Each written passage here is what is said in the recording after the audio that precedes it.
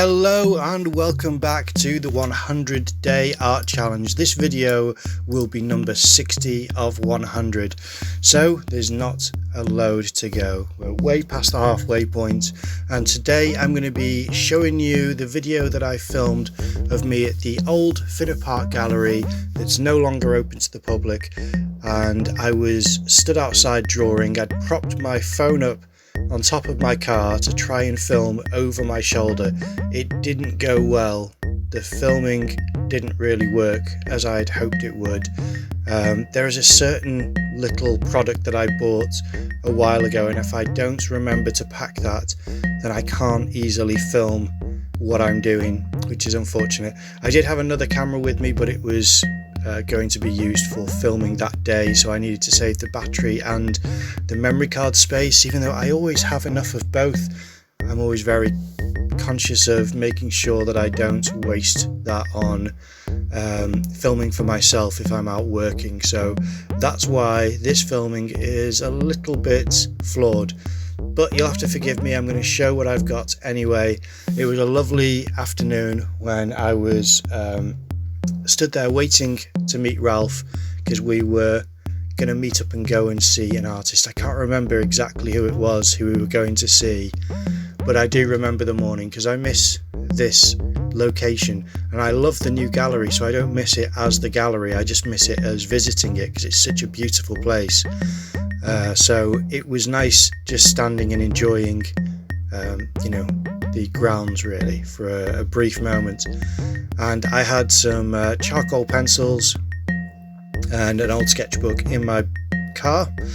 I do pack things in my car now, like canvases and cheap paints and brushes, just in case, a medium as well, just to ensure that if I ever do fancy doing some plein air or some urban sketching, I've got the materials in my car ready. But it was nice trying to figure out how to render some of this building, because I quite like drawing cottages and houses and things like this, things around, like buildings around North Wales, quite old ones. I do enjoy drawing, and I don't do as much of it as I used to, and I didn't do loads years ago, but I did do more than I certainly do these days. But I think I used to do more in ink, so it's a similar principle. It's not a million miles away, but yeah, it's been a while, so I enjoyed trying to get the measurements. And I remember when I was actually stood out there drawing, being conscious of the camera being over my shoulder and trying to hold the sketchbook out so that it was visible on the camera. So I'm very I was a bit disappointed when I checked the video footage and saw that I'd not really captured very much, but I thought it's better for me to show you what I do have than to try and make it up, which I am going to have to do with other videos. I'm going to have to make it up, but it's probably going to work out more entertaining than what this one is, so I apologise for how this works out. Anyway, so with these charcoal pencils, it's I usually use a medium and a soft, which, in case you don't use charcoal pencils, a medium it basically works on darkness, how dark the mark is, and soft is darker than medium. So the medium pencil is what I use first. When I'm doing life drawing or figure drawing, as some call it, I will try to use soft, medium and hard as well, because the hard pencil will be a lot lighter, and if I have the opportunity to render something a bit more sensitively, the shadow tone on, say, the back, then you'll need a whole spectrum of tone to describe the muscles and the shadow that you're seeing, and the soft would probably be too dark for all of that unless there's dramatic lighting. So that's why I like using all three of them. On this occasion, however, there's just not much use for using the light, because I didn't have enough time to really do a detailed drawing. I thought I'd just try to get down something to capture the moment, and it was this lovely tree in the background which I enjoyed the most, I think, because at first it posed a bit of a problem because the building you can just measure loosely and try to get the angles right, which I kept getting the angles slightly off and having to readjust, and then trying to mark out where the windows are. But then once you've got that, it's just a case of scribbling in something that looks like stonework and trying to shade parts of the building in order to describe the different sides of it and where the light was hitting. Whereas for the tree, I didn't decide at first how exactly I was going to render it. And one trick that I always advise other people to use is to look through your eyelashes or squint. And this just means that all of the detail disappears from what you're looking at, and you'll see a highly compressed version of the contrast, the light and shadow. And that's what helped me make the decision of just blocking out the tree with tone and trying to make sure that the marks were wiggly lines that described how all the branches shot off the tree, and it almost looks like a firework in the background. So I quite liked and enjoyed making that description in the back of the drawing, I suppose. And it sort of reminded me of something which I did years ago, which was a few master's studies of classical artwork. I did Turner's Fisherman at Sea, and I also did Monet's Snowy Landscape at Twilight. And as much as I enjoyed Turner's Fisherman at Sea because it taught me how abstract the waves were in his painting, and as abstract as they were, so long as I followed what I was seeing, it just materialized in front of me.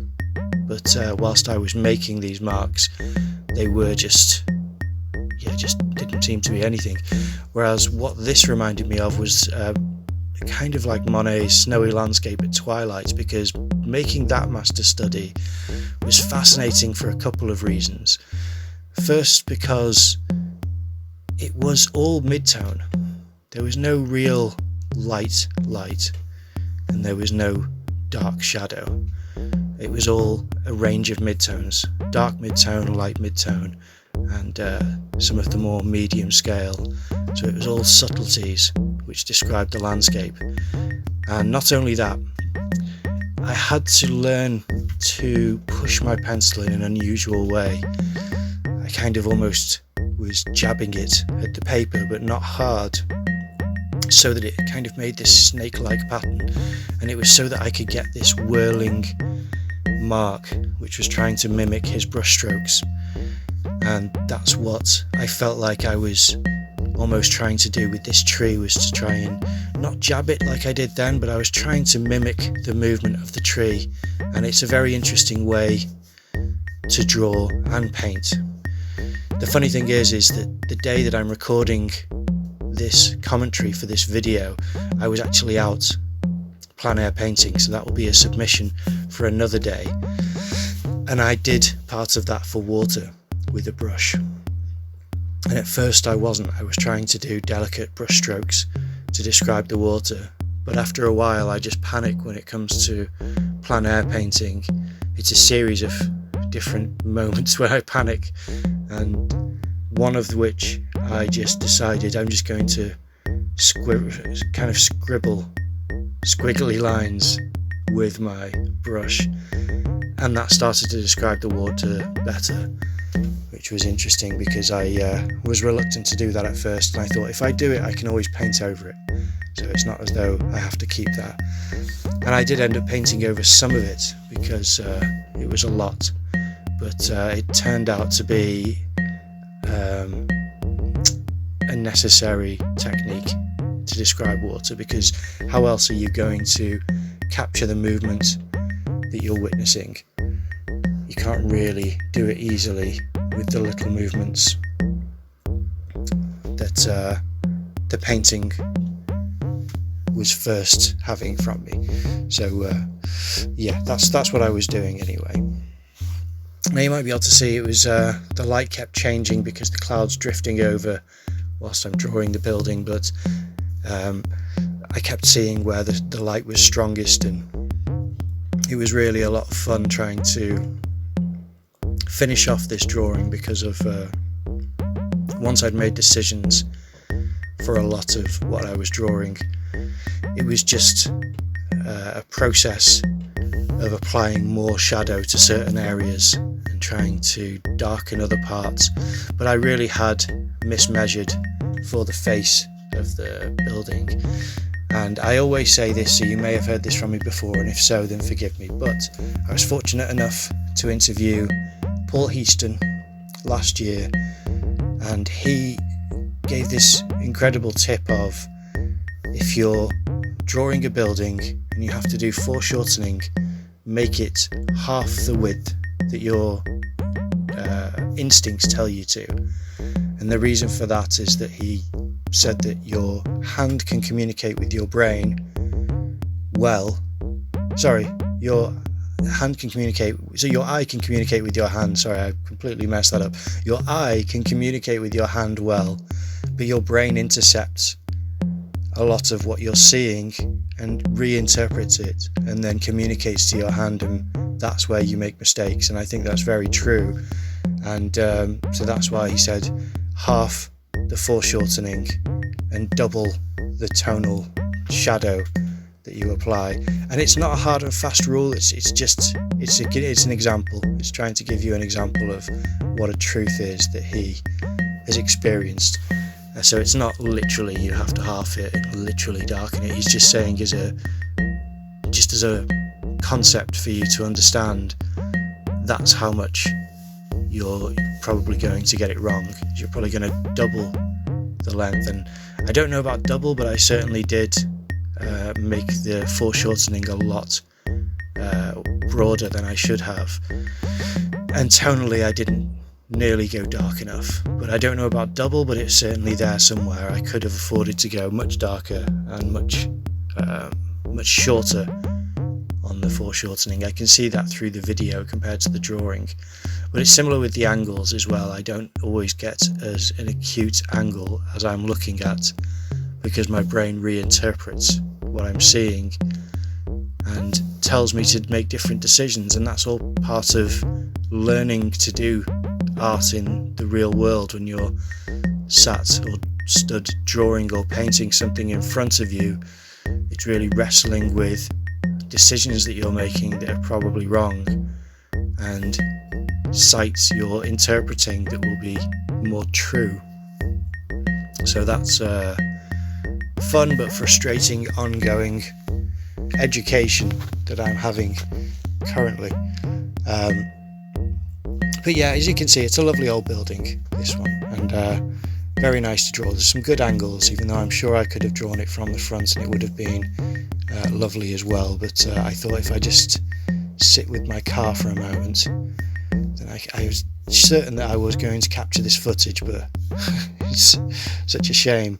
And I always seem to film over my right shoulder, and I need to stop doing that because I draw with my right hand, so that obscures the marks I'm making as well.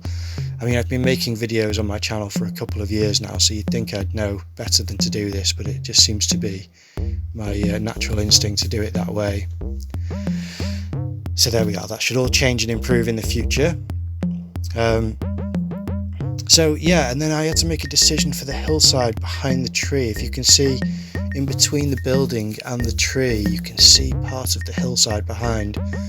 And some people would just say you don't even need to include that because, you know, your subject is what's in front of you. You're not doing a full landscape. But I still had time, and I just felt that it was nice to try and create some kind of mid-tone in between, because it did feel a bit spacious in between what I was trying to do with the tree and the some of the details that I'd started to create at the front of the building. So I thought that could probably fill that space quite nicely, and it will also affect some of the marks that I've been making for the tree, because it will create this wall of tone behind the tree. So the idea was there. I I don't know how well I could say that I did any of this, but that's always the case. But it was certainly a fun drawing. I don't want to make out as though I'm not satisfied. It's just that the process is very enjoyable, and the product is, I've got mixed feelings about it, because I'm glad that I did something, and it's nice to look at for the memory, and I don't think it's terrible, but I'm certainly not satisfied with what I'm doing style-wise, execution-wise, or several aspects of the art making that I really do want to improve on.